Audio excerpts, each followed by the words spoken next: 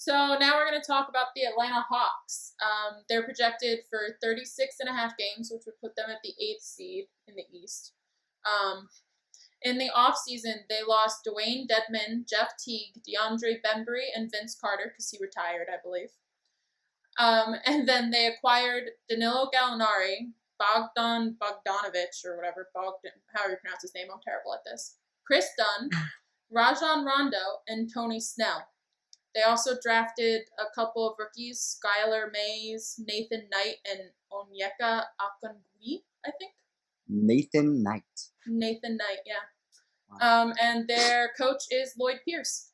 Bogdanovic is like a very nice ad for them, right? A shooter, right? Isn't he a shooter? He's a guy who averaged. Hold on, I can pull him up. This is what I do when I think someone's a shooter.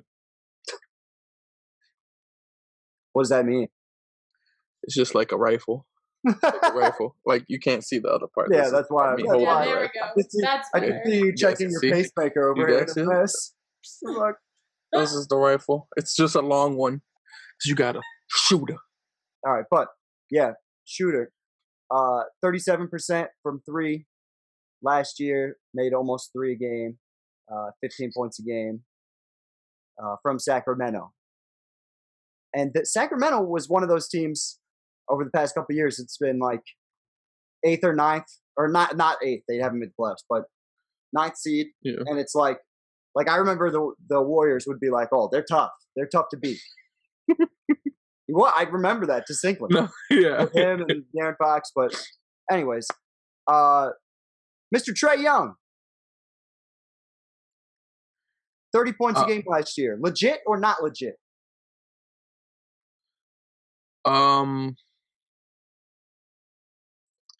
Yeah, I'm gonna go. I'm gonna go with Ice Cold Trae being legit. Okay. I can see him doing like 27, 28. I don't see another 30 piece, but I can see him high 20s, especially with the volume. Like this, they're trying to like.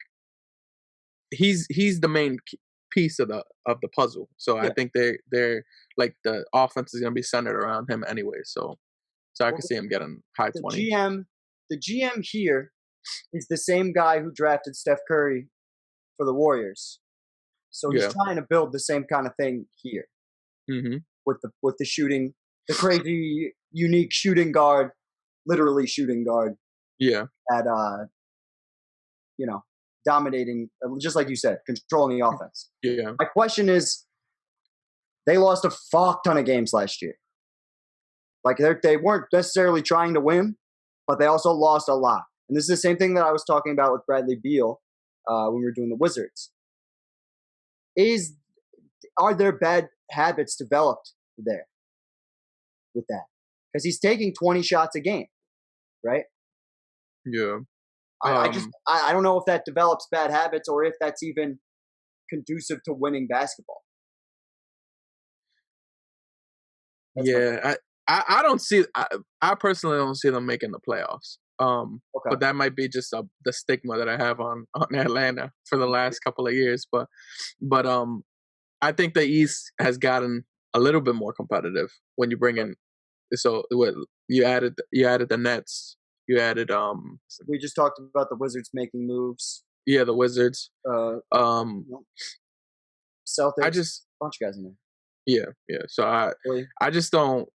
I don't see them making the play. If they do, it's probably gonna be like, if Wizards get 7th seed, they'd probably get 8th, maybe. But I don't know. I definitely don't see them being a huge threat. But they did get some veteran presence with Rondo. Like I can see Rondo maybe trying to. This starting 5 is legit to me. Trae Young, Bogdanovic, DeAndre Hunter, John Collins, who averaged almost 22 points a game last year, and Clint Capella as your 5. Like that's legit. They got some play. Yeah, that's legit. Okay. And they're deep too, because this backup bench is not horrible either. Like that's with true. Rondo, who we just saw. I mean, granted, it was playoff Rondo, and but the one thing that's really good about that, because to go back to your point on if that's gonna be like a bad habit Trae Young develop, having Rondo there to like maybe mentor him and stuff, like that might kind of help him. And I think that was a huge reason Rondo wanted to go to the Atlanta was to be around Trae Young and like for like mentorship, because he would have got originally gotten a starting job with the Clippers. Yeah. Oh yeah, that's right. And he gave up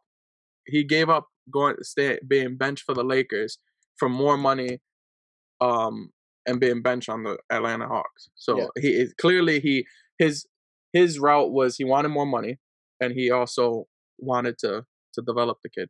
Sounded like what sounds exactly like what happened to JJ Redick when he went to Philadelphia.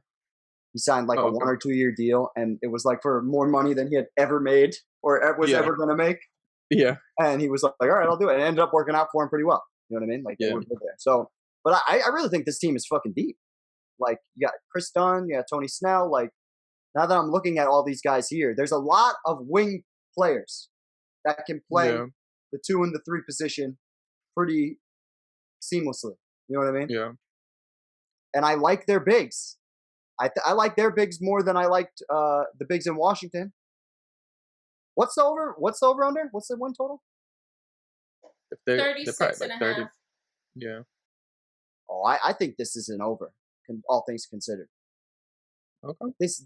These 10 guys, well, really 9 guys. I don't know this guy. Yeah, I'm not gonna lie. These 9 guys, this is not terrible. You're starting to convince me, and I'm over here like, I really think Atlanta's ass. Yeah. But you talking is like, oh, I kind of, I can see where you're coming from. Yeah, like, I just don't, my whole thing is just about the bad habits, right?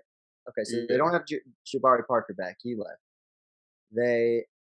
Right. I can see those bad habits being controlled, though. Like, I don't think that's going to be, like, he knew that he had all, like, he could do whatever the hell he wanted. Mm-hmm. Like, he shot 43.5% from the field. Like he was just having fun. Like, that's what I'm losing saying. anyways.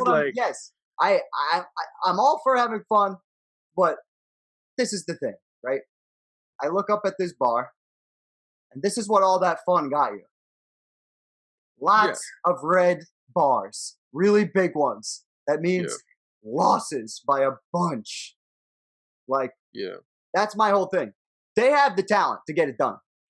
That the one thing this depth chart is showing me is that they have the talent, the experience, good experience, like we were talking about with Rondo and even Gallinari. Like, I think he's a solid NBA player. You know what I mean? Yeah. And I just I like the veterans they have on this team. I like the youth they have on this team. There's not a whole lot missing. I definitely think this is an over candidate. Yeah. Why not? And because they definitely have more depth than Washington as well. Right. So that's what I was seeing. Like, I could see it. Yeah. Could we look at the whole? What's the? Show me the East just so I can refresh my memory of the ass teams. Yeah, some teams. So all the playoff teams. So Magic. Your question is who's coming? Hornets. You got to think if someone's leaving. If someone's going in, someone has to leave, and I'm just looking at what teams. I'm thinking Orlando is probably not making it, and we're going to get to them. Yeah. Pacers probably as well. Maybe we have another one we'll be getting to soon. Yeah. Because the rest of these teams seem like they'll probably be there, barring something stupid. But here's the other thing: there's gonna be one of these teams that like gets a big fucking injury, or like you know what I mean, and then they're fucked. And especially having the season come back early. Like you can a playoff team that might happen more so to a playoff team than.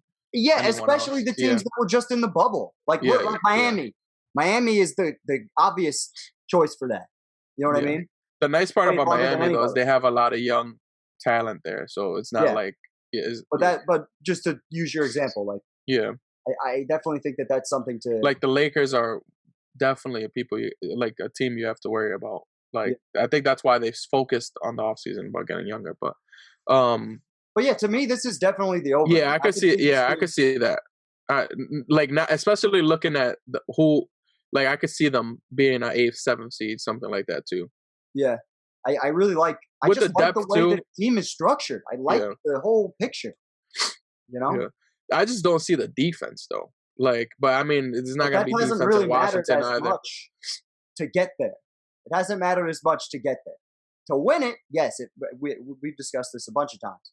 To win it, it's going to take some serious defense. I completely Yeah, agree. But what they do have is length and like athleticism everywhere. yeah, So that can sometimes make up for certain yeah. things. And And you never really know. Like Rondo's really smart defensively. Maybe he helps those guys mhm, out with that sort of thing. You know yeah, what I mean? Clint Capella he was a great rim protector for Houston. You know what I mean? yeah, An undersized center, and still was fine. Made Houston like not great on defense, but fine on defense. You know what I mean? yeah. Because with That, the pieces they have on offense, all they got to be is fine on defense. yeah. There's definitely gonna have to be less of this ISO ball that they're playing though. That's what I'm seeing. Like I'm hoping that that GM's strategy is to do a Warriors kind of thing, like the It's got pass. to be it. Yeah, because they definitely have, and then they have some bigs to spread the floor, and they have a bunch of players to spread the floor. So Yeah. I could see that. I could see that for sure. I really like this Yeah, team. I could see this team being like if we're in April, I could see this team being in like the 6th, 5th seed, most likely. okay. I think the over is pretty realistic for them. I really do. Yeah, All things considered, it just depends on this fucking guy that we're looking at right here. It really just yeah. depends on Trae Young. He's gonna have to be above 27 a game, and he's gonna need at least 8 assists to make To be much more make the efficient than engine move. that, Yeah. you can't be shooting 40, No, 40, he's got to 40, be shooting 43%. that from 3. Yeah, exactly. But I completely agree. What do you think, Glenn? I think he has cartoon character hair.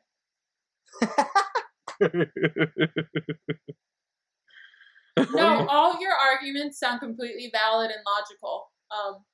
I think that they have the potential to do really well. I just don't know. There's a lot of like random ass like don't know people on there. Yeah. And for me, and I think what I've noticed about myself, especially when talking to you, Russ, Yeah. is you are much more open-minded for the younger youth and Yeah. talent and stuff. Yeah. And I need you to show me first. Yeah. Like I'm not, Yeah, I agree. Yeah, go ahead. because that's what happened with Luca. Like Yeah. once Luca showed me, I'm a believer now. Like I know you can do that. Like I just need to see him do.